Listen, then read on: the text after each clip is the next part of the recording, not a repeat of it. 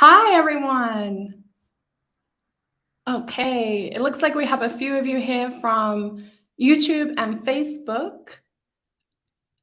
It hasn't connected to LinkedIn, but that's okay. So welcome, everyone. It's nice to have you here today. How are you doing? Okay, so we are going to be doing a live class. For those of you who weren't able to make it last week, as I mentioned, we had some issues going live with LinkedIn. Looks like, again, we haven't been able to connect. Unfortunately, I know they are making some changes through LinkedIn, but we are live on Facebook and YouTube, which is really exciting. And I will be sharing it. It is a live lesson about building your confidence in English. So what can you do every single day to improve, to have the confidence to either work in English, to find a job, or just to feel more better and more comfortable about your English skills? So I am going to be sharing right now. Okay. Just bear with me. Okay, perfect. Okay. So one moment, let's do this. Okay, so we're looking at building your confidence every day. For those of you who don't know me, my name is Gemma Keeling. So we're going to go straight into it. I would like to get to know you better. So I have a question for you. Where are you from? Where are you from?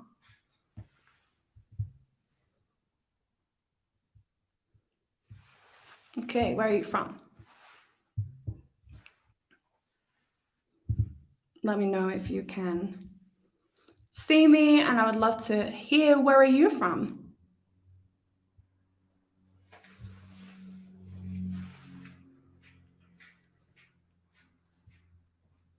Mexico. Very nice. Antonio is from Mexico. Perfect. So you can say, I'm originally from, let me know.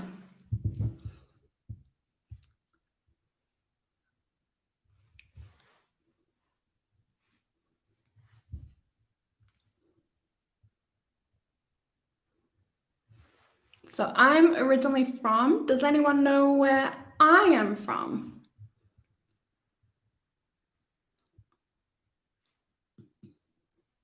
So this is where I am from. I am originally from the Isle of Wight, which is in England. It's a small island off the south coast of England. So this is where I'm originally from. Let me know, where are you originally from? Are you originally from, let's see. Now, I am originally from England, but I'm not in England right now. So if that's the case for you, you can say, I'm originally from Mexico, I'm originally from England, but I'm currently based in. So I'm currently based in Mexico. I'm in Querétaro in Mexico. So that's a little bit about me. Let me know where you're currently based. Are you in the same city or town where you are originally from?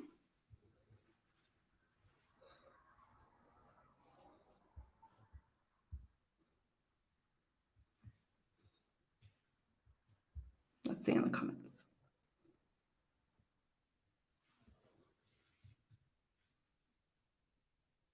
Okay.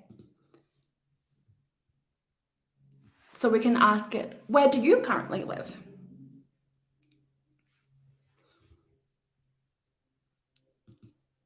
Now, I'm going to get straight into it, but before that, I'm just going to explain more about what we're going to do. So I am going to reveal how you can make the shift from feeling scared to speaking up to becoming more confident in your communication. So what can you do each day? So if you have a meeting, let's say you have a global meeting coming up and you know you will need to speak in English, or you have an interview with a company in the UK or in the US, and you're feeling really nervous, how can you build the skills to feel more confident in these situations? So that's what we're going to look at today. Now, I will be sharing with you a language action plan. And in this, I will share 7 different steps and activities that you can do. And it is a workbook, so you can look at what you can do every day and how you can build the habits around that. In this class, we are going to be looking deeper at a few of them, but stay with me and I will be sharing that with you. So to get the most out of your time, make sure that you turn off all distractions if you can. I know that everyone is very busy, so to make the most of the time, if you are not multitasking, if you can, you will really get the most from today's session. So let's see, what are you currently doing? What are you doing right now to improve your English? Let me know. So are you watching TV series? Are you playing video games? Are you listening to music? Let me know, what are you doing? Or maybe you are reading books and articles related to your career. Perhaps you're attending some interviews to practice your English, or some events or conferences. What are you doing?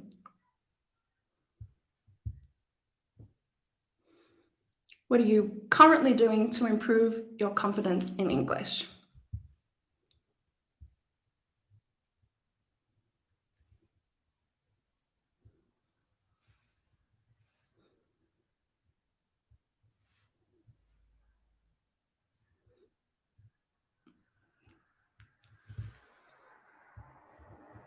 Okay, so it could be that you're watching, I know it's very popular to watch YouTube and even TikTok videos. So these are all great things to do to practice your everyday English skills, your general language skills. And I do recommend to do these as much as you can. Oh, Antonio says all the options. Nice. All of them. And okay, yeah, all of them. Perfect. So let's see which sounds the most familiar to you. So let's say I would love to learn English, but I feel really nervous speaking it. And I have very little opportunities to practice. Maybe you don't yet work in an English speaking company, you don't speak English with your friends, you don't have many opportunities to practice speaking. Does that sound familiar to any of you? So that's the first one, that you would really love to use English, but you have very few opportunities to practice it and use it in your daily life. Maybe you are consuming English, you are reading, you're listening, but you don't really having the opportunity to speak it or to practice it. Or perhaps you really want to move forward in your career and you may have some opportunities to speak. Perhaps you have some clients or colleagues that you can use English with, but you worry that your English is holding you back. Perhaps you've already had some interviews, you've had some experience of using English, but you have lost some opportunities. Maybe you were too nervous to attend an interview, so you could have lost that opportunity.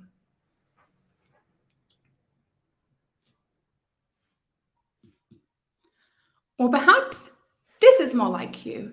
You can speak English well, but you feel you're not taken as seriously as you would like as a professional and in your job. So you would love to just sound even more natural, even more confident. You have to present effectively, you have to give presentations, you have to meet with key stakeholders. And you know how important it is to use the correct language and articulate your message with confidence. So, which one sounds like you? That you would love to use English, but you don't really have the opportunity right now to practice it. Does that sound like you? Let me know.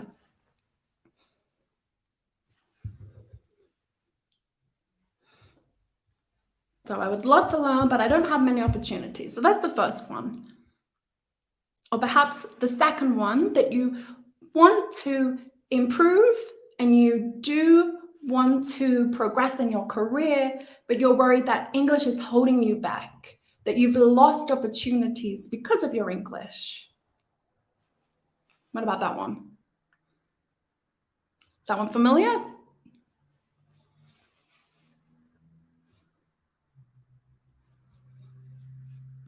Or would you say number 3, that you can speak English well, but you just want to further improve so you can speak confidently as a professional? Which ones would you say? 1, 2, or 3? Or maybe something completely different.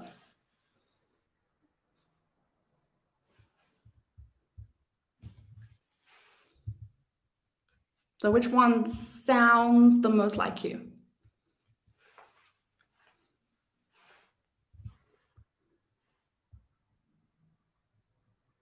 Okay, we have a combination, 1 and 2. So in that case, you don't have many opportunities to practice. And the second one is that you have lost some opportunities. You've had a few opportunities to practice. Yeah, okay. Yeah, you can have a combination. It could be 1 and 2. It could be just number 3. Okay, thanks for sharing. Yeah, we got 1s. Okay. So we know that improving your English isn't an easy task, especially improving your confidence. We know from the previous slide that there are many different activities you can do, but it becomes overwhelming. Maybe you lose interest because there's so much to do that you do nothing. And you might lose your motivation during the process. What's the real reason I'm doing this? Just like working out or staying healthy, going to the gym, you lose motivation. So, why is it so difficult to feel confident in English? I'm going to share a few reasons why it's so difficult. Now, we know that you want to prove English, but, so there's always a but. I want to do it, but. So when you sit down to study, maybe you start to feel like I'm wasting my time. I'm not making any progress. Maybe you are procrastinating. You are looking at some videos, you're reading a few articles, but it doesn't seem that you're making any progress, and especially not in your confidence. And then it becomes too difficult, and you start to become overwhelmed. You have these questions. Where do I start? What do I do? Does that sound familiar? Or it could be that you are just too busy. You just don't have enough time. Maybe a few minutes in the morning if you are driving, or perhaps if you have a few minutes at nighttime before you go to sleep, you can read or watch a few videos, but there's just not enough time in the day. How many times have you picked up an app to study English and after a few minutes you got bored? Or it could be even longer than that. Maybe you are doing a few exercises each day for a few days and then you start to lose your momentum. Has that happened to any of you? It starts to become repetitive and very similar.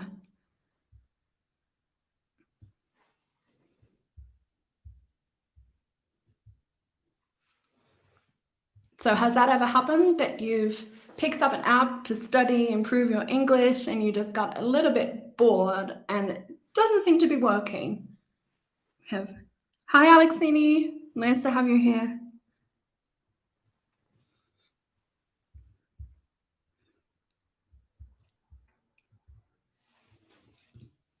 So another reason is that you could be replaying past experiences. Now, you have lost confidence because of rejection. So perhaps you keep remembering that experience. You feel embarrassed. Maybe you did have an interview and you had to speak in English and you just couldn't find the words. So you don't want to keep learning and you decide to put it on hold. Or maybe when you did try to use English before, it was very awkward. Perhaps you had to deliver a presentation or you had to speak with a client and it wasn't the best experience for you. And you keep putting it off because of your fear of failing again or fear of that experience. Now, the first and the most important thing you can do, now I would love to know what you think that is. What is the most important thing that you can do to build your confidence in English? Let me know. What do you think that is for you?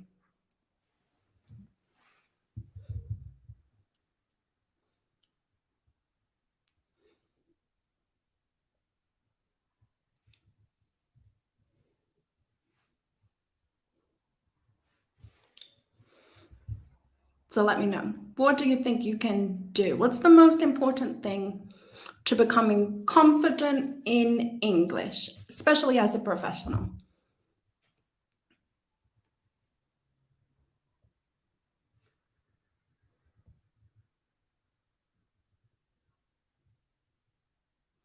Okay. Antonio said, I think it's more fluency. Okay. Antonio, what do you think you can do then to build the confidence in your fluency?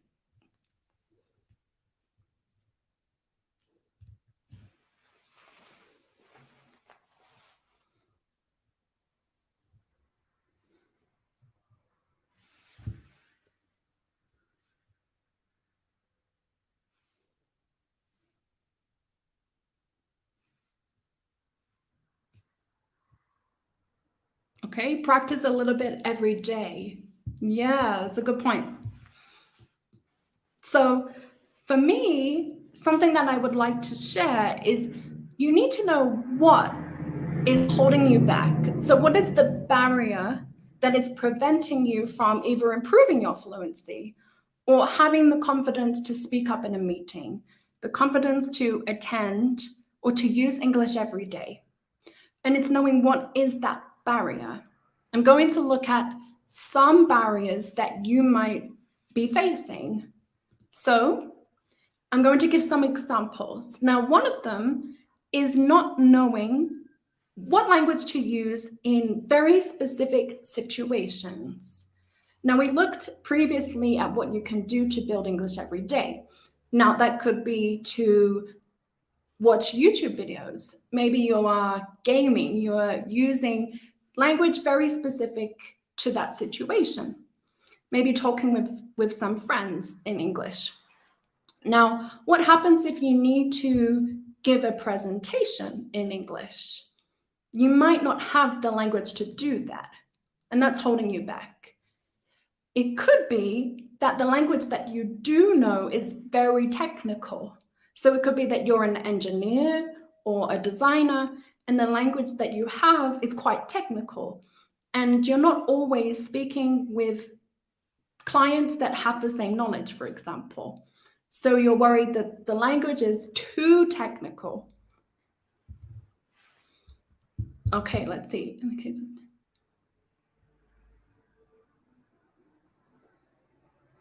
Okay, in the case of the tech industry, there's plenty of variety. Yeah, that's true. Everyone makes mistakes. That's a good point.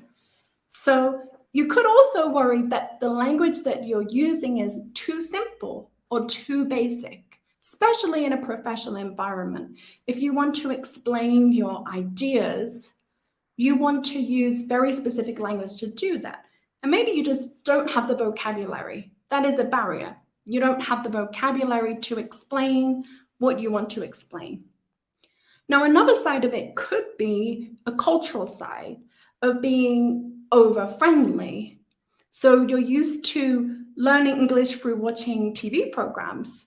Maybe you watch Friends, for example. I know that's a common way people learn English. And the English that they've learned is very common, it's slang words, and that might not always be appropriate in a professional context. Maybe you're being a bit too friendly with someone. Or in the other case, it could be being too direct. Now, we're going to look at the American and British difference in just a moment and some of the cultural differences, but that could be a barrier holding you back, is the cultural understanding of what someone is really saying, their true message. It's not just understanding the words, but the context behind that. And another part could be being too polite. I know for some, you worry that the language that you're using sounds like it's come from a book. You know, you learn English in school in a very professional way, following the structures and the grammar.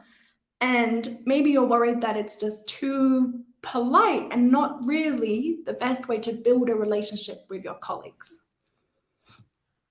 So for me, for those of you who don't know, I lived in Spain and I learned Spanish from Spain. And when I arrived in Mexico, and I realized very quickly that the language here is very polite. So for me, I was worried that I would sound too direct and too rude, especially when speaking to older people. So that could be a barrier that was holding me back. Now we're going to look at, I mentioned about some of the British and American differences. I actually have a story to share because we mentioned about being polite or being too direct. Now, typically in the UK, politeness is really everything. And even if you have a very close relationship, even if you're speaking to your mom or to your brother, your sister, we would still use this type of language. So could I please, or please may I, or could you please pass me? Or you might say, if it isn't too much trouble, I would like to have. Now, it's very common in the UK to hear this, and especially in a professional situation. Now, when I lived in Spain, it was very common to say, give me, or I want this. And that is not considered rude to do that. But as someone who is from the UK, this is a little bit uncomfortable for me. I'm used to saying a lot of please and thank you. Anyone here, are you from Spain? Or have you visited Spain before? Alexini, practice, yeah, for sure. So I mentioned I was going to tell you a story. So one of my clients, so she is from Mexico and she's working for a company in the US. And we realize in the US, generally, people can be more direct. But that isn't always the case, especially in a professional situation. So I'm going to give you an example. So she said that her manager, instead of saying, do this, or please, can you do this? She said, we. So she said, I think that we can work on this next week. Now, she assumed by saying we that it would be both of them, and it wasn't really needed. But the message that she wanted to give was, please, can you do this? Now, she didn't want to be direct and say, do this now, but that's what she meant to say. Now, what her words are very different than that. And in these situations, it's really important to, know the context of the language. Oh, we have someone from Cuba. Great. And how is it in Cuba? Is it generally that you are more polite when you are requesting something? Or is it more that you are direct? Are you a direct communicator? Let me know.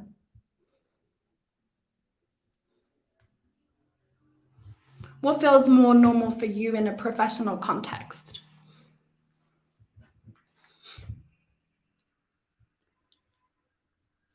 For sure. Yeah. Context is very important. So I'm going to share some because we mentioned the cultural side. Now, also, it's not just in how we communicate in the context, it's also the language and the meaning of different phrases. So I am going to share some of them with you. Some of these are very British phrases. The first one is faff. So faff is to waste a lot of time doing something that isn't important.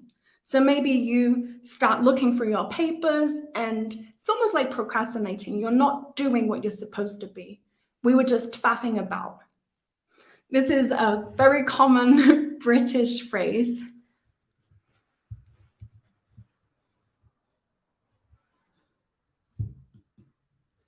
So I would love you to share some phrases that you have heard that were interesting to you. I'm going to share a few, but I would love to hear some examples that you can give me. What phrases?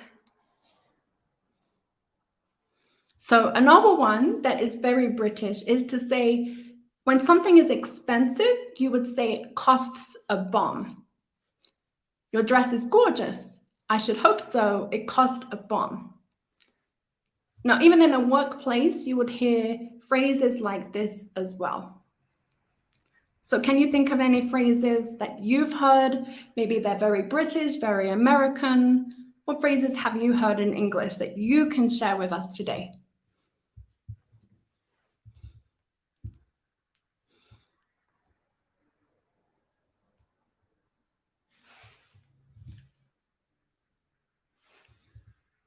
I will go to the next one. So in this case, we have splash out. So to splash out means to spend a significant amount of money on a particular item or an event. So in a work situation, you may say, I really splashed out on the conference. You've really splashed out on this party. It means you've spent a lot of money on it. What are some phrases that you have heard of?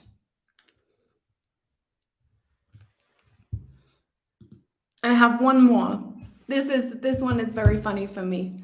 So we know a waffle. A waffle is a dessert. I have one in the picture. Usually you have a waffle with some ice cream, some fruits, some berries. Very delicious, maybe some maple syrup. But in the UK, waffle can mean something completely different. It means to speak or to write a lot without really saying anything that is important or useful. You might say, I wish it stopped waffling on, or what a load of waffle. What a load of waffle is, it's not important, it's nonsense. So have you heard of any of these phrases, or do you have any phrases you can share with us?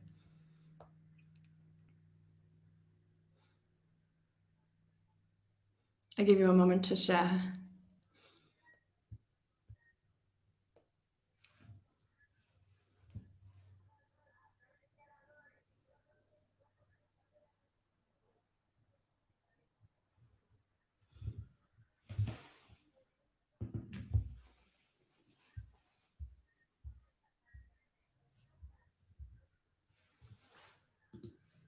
Okay.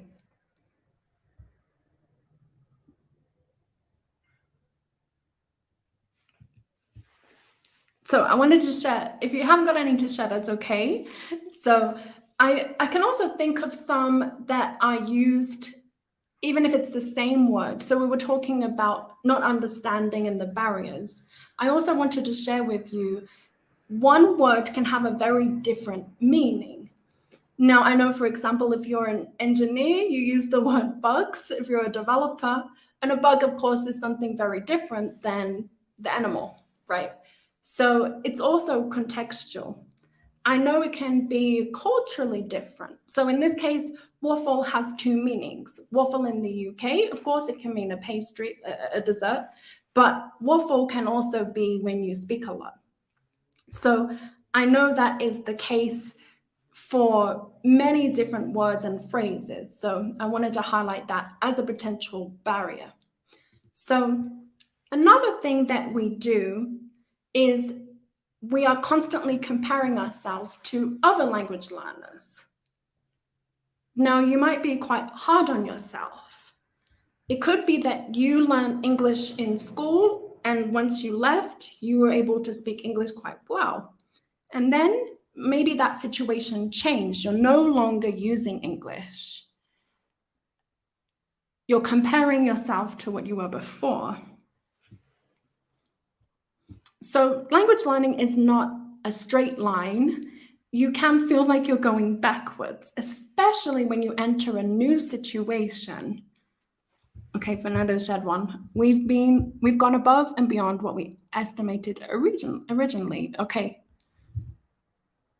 I'm going to go back and share this one. Yeah, we've gone above and beyond. Yeah, going above and beyond is, yeah, that's a nice phrase. We've gone above and beyond what? Okay, so it wouldn't necessarily be literally, it's just we've done incredibly well. We've gone above the estimated target. It's just we've exceeded. Another word would be exceeded. Yeah, that's a good one. Any others that you want to ask their meaning, or perhaps share with them ones that you like, some different phrases that you hear, maybe within your job, or maybe you've heard on TV shows? Hopefully that was, I'm not sure if that was your question, Fernando, but We've gone above and beyond. Yeah. To exceed.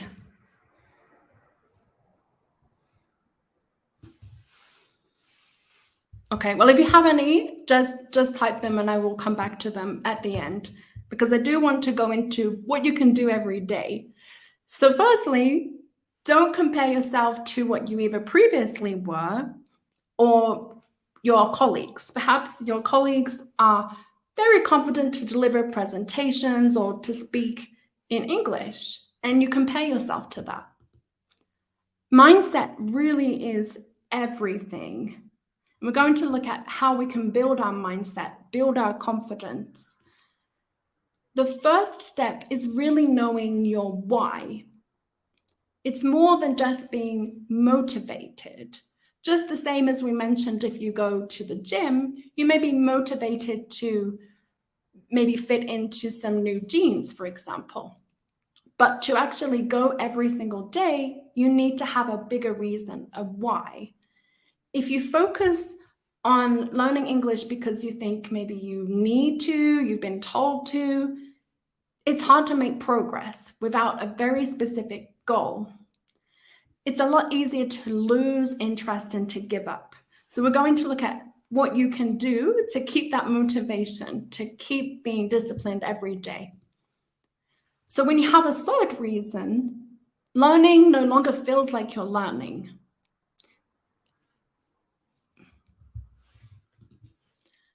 So I want you to answer this question. What is your biggest motivation right now to improve your English? What is your why? Is it that you have an interview coming up?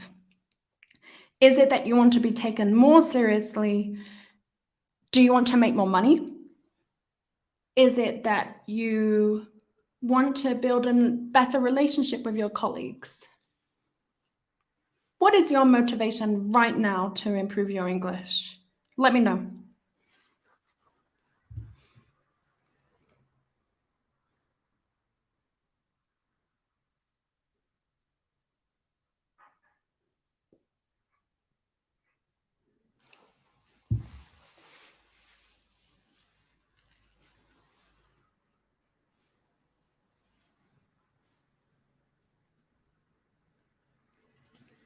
I'll give you a moment because I think there's a slight delay. So I really would like to know, what is your motivation? What's motivating you?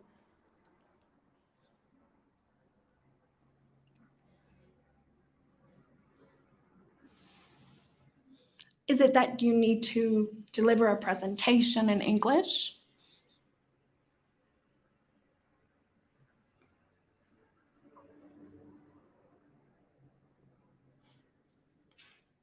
Okay, Antonio shared, I think that's my problem. I feel an obligation to learn. Okay, thanks. That's being honest. That's good. So, do you have a bigger reason that you want to learn?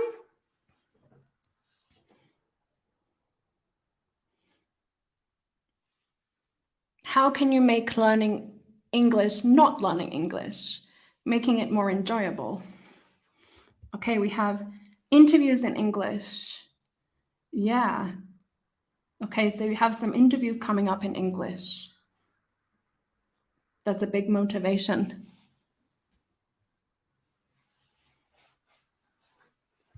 Okay, better presentations and communication with my foreign colleagues. Yeah, that's really important. So being able to deliver presentations and to speak with your colleagues and have a good relationship with them. That's a good motivation. Nice.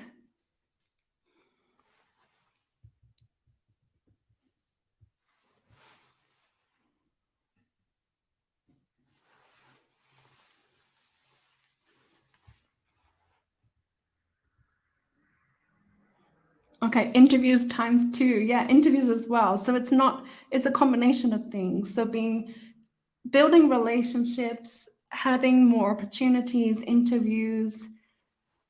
Okay, I think I prefer to learn English by the pleasure, I think. Yeah, exactly. Make it more enjoyable. I know if you have a test, for example, it isn't so enjoyable to be practicing every day.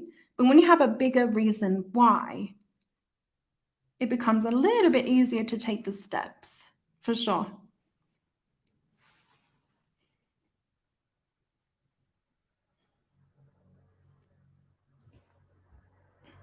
Okay, I have a few more reasons. Perfect. So we know how important it is to know your reason. Why are you learning English? Why? What is the bigger goal? So looking at goals, we want to set realistic goals. So I see this all the time. I want to become a fluent English speaker, or I want to sound like a native speaker. Or perhaps you might have a goal to strengthen your communication skills. I also hear people say, I want to speak faster. I want to speak slower. I see this a lot. It's a huge goal to have. And when you have a big goal like this, it's not easy to see the path to get to it. How do you become a fluent speaker? Someone mentioned about fluency. Well, how can you improve your fluency? That's a huge goal. So what do? I'm going to share how I set my goals. Now, this applies not just for language learning, but really any goal that you have, whether that's to eat healthier, to go to the gym, to read more books. This is what you can do. The first thing is to choose one thing and make that one thing very specific. I then create a habit. I'll be sharing how I do that. And then I also prepare and make a plan. So how can I put this into action, implement it to build my confidence? So this is an example of one thing that you can focus on to improve. Now, we had someone say, let's see, some of the reasons. Okay, let's go with the interviews. Interviews is a big one. So if you have an interview coming up, what would one thing you can do to improve for an upcoming interview? What's one thing you can do? It could be that you want to, in that case, if you have an interview coming, you would want to read maybe some information about the company. You will spend time practicing. It could be that you practice your interview technique every single day. That's your one thing. It could be that you want to have better communication. So this one we had better presentation skills or communicating with your foreign colleagues. Well, in this case, it could be that you introduce yourself to a new colleague or that you speak with a colleague every single day. That's your one thing. It could be that you want to make it more enjoyable. You just want to consume English, you want to listen to your favorite weekly podcast. That could be your one thing to improve. Now, it may be that you want to improve your vocabulary. So you decide, I'm going to write down 3 new words every single day for 1 month. This is great, especially if you've started a new job and you're hearing lots of different language, having a place to write down that information. Okay, I like this one. Try to look for possible questions and practice your answers. Yeah, for sure. Yeah, especially for the interview. I know there are many resources. For example, if you look on somewhere like Glassdoor, you will find the types of questions that you may be asked. And then you can practice those particular questions. What are the most frequent questions that might come up? Exactly. Yeah, I like that one. So tell me, what is the one thing that you are going to focus on? What do you think you would like to do?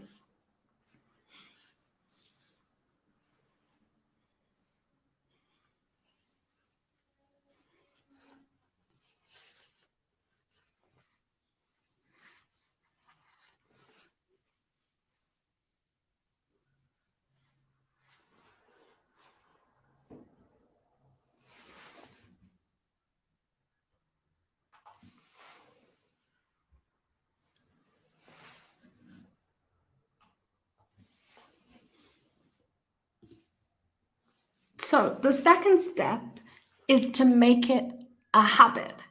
So now we know what we want to do, whether that is to practice, to speak in a meeting for 1 week. So let's say you have a meeting every day. I'm going to make sure that I speak up in English every day. That could be my one thing. How do you make these different activities a habit? So I have a formula. This isn't my formula. The formula is actually from a book I read called Atomic Habits. But you can apply this same habit to your learning skills, your language learning skills. Now, this is how the habit works. So you have, before your habit that you currently do, I will. So before I go to sleep, I will listen to a podcast in English. You can also do it as after.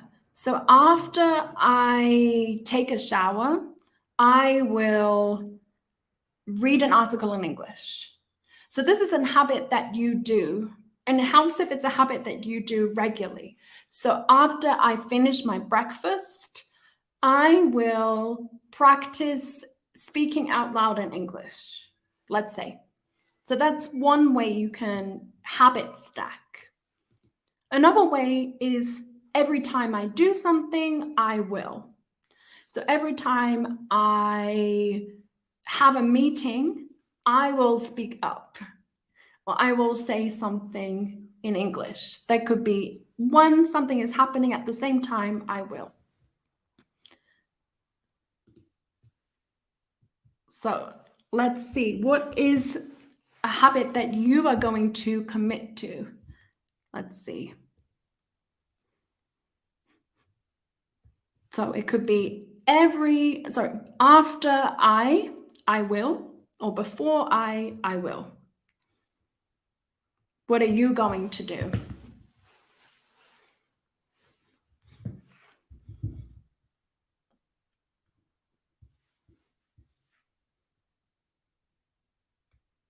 So as I mentioned, it helps if it's a habit that you're currently doing, like cleaning your teeth, having breakfast, or it could be every time you take a walk, every time I go to the gym, or every time I do something. So which one are you going to commit to? How are you going to build your confidence to reach your goals?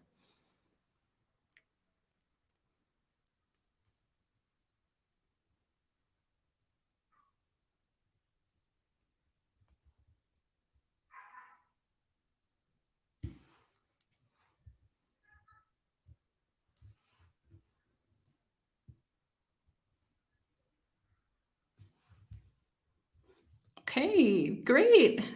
Antonio said, after the work, I will read 2 pages of a book in English. Yeah, that's brilliant. I will read 2 pages. Okay. Yeah, and I have to point out, it's really helpful to make it easy. So don't have a huge goal. As much as we want to become fluent, we want to have better pronunciation. What is something you can do to make it easier to reach that goal? I like that one a lot. Reading 2 pages of English, for sure.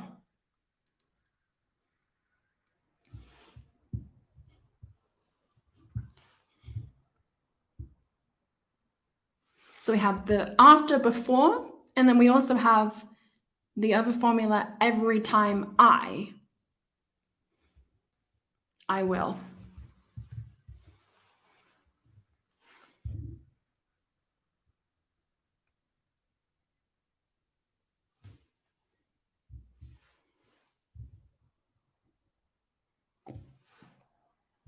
Okay. So as we know, it's not just about learning, it's taking action. So the great aim of education is not knowledge, but action. So what are you doing to really implement and reach your goals? So what is a habit that you're going to commit to this week to build your confidence in English. So Antonio has already shared that he is going to read a book in English. Maybe it's something else. Maybe you can share something else. What habit are you going to commit to build your confidence in English?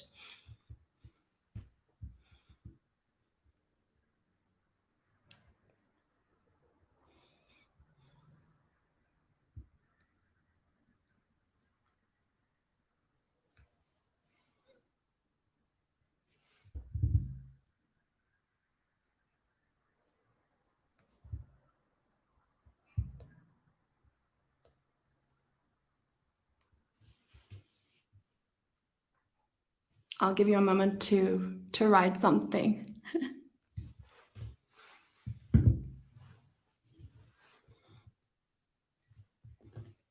So I like the reading, but it could be, for some of you, you do have the opportunity to speak. So it could be to speak with a colleague or speak with a friend, to have some practice each day. So I will give you a moment, but just while I do that, I wanted to just explain a little bit. I haven't really fully introduced myself. So I am Gemma Keeling, and I am the CEO and founder of Fluent Speakers.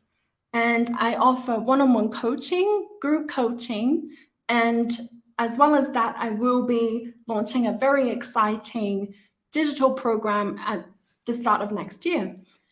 So I particularly help those who work in tech, so designers and also engineers. I've worked with many people within the industry.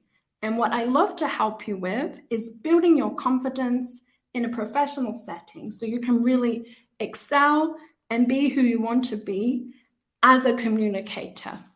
So that's a little bit about me. And as you know, I am living in Mexico. I am in Querétaro, and I'm originally from the south of England. I do have a degree in languages and also teaching, and a master's degree in applied linguistics from Oxford University. So that's a little bit about me. One key message I want to leave you with is make it easy.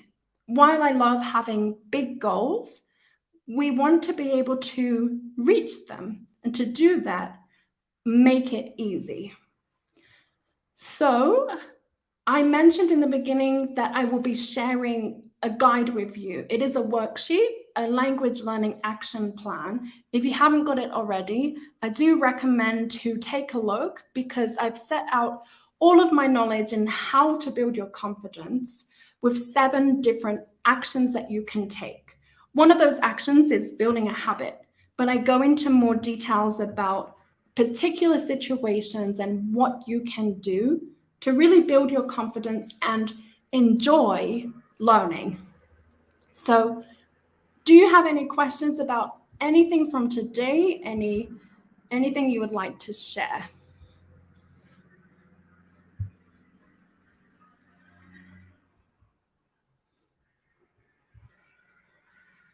Sorry, any questions?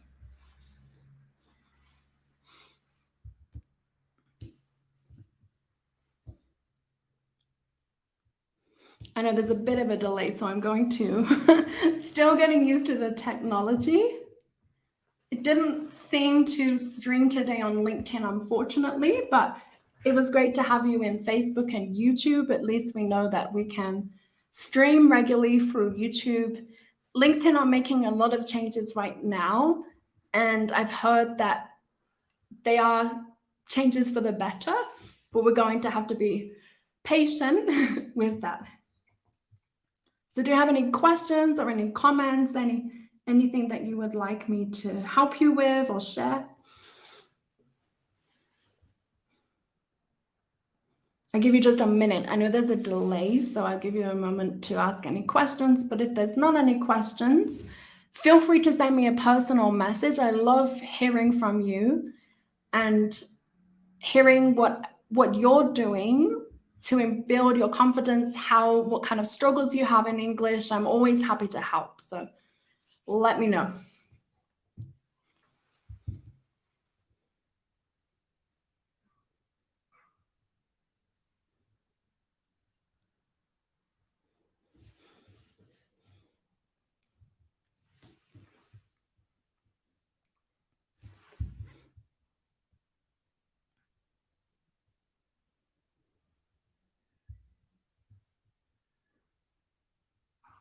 Okay. Doesn't seem to be any questions coming through. So as I mentioned, if you do have any, I know some of you are a bit shy, so send me a message and I would love to hear from you. And thank you. It was great to have you here today. And I will see you all soon.